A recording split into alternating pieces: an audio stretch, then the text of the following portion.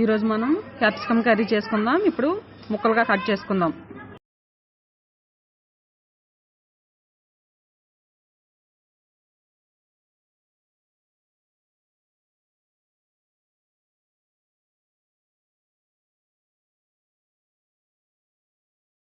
ముందుగా కట్ చేసి పెట్టుకుని ఉల్లిపాయలు వేసుకుందాం.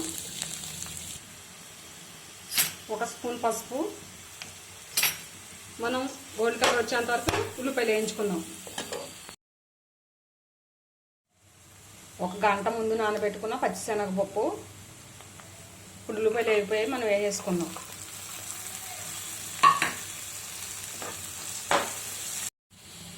అల్లం వెల్లుల్లి పేస్ట్ 1 స్పూన్.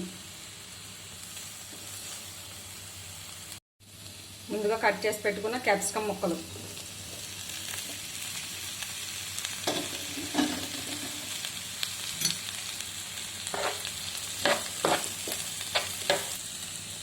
మూత పెట్టుకుని ఉడికించుకుందాం 5 మినిట్స్.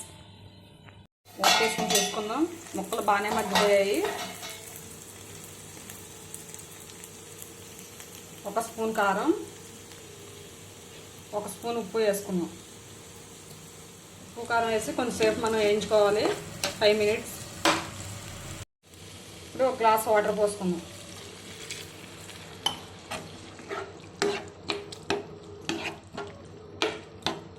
ఇప్పుడు మూత పెట్టి ఉడికించుకుందాం.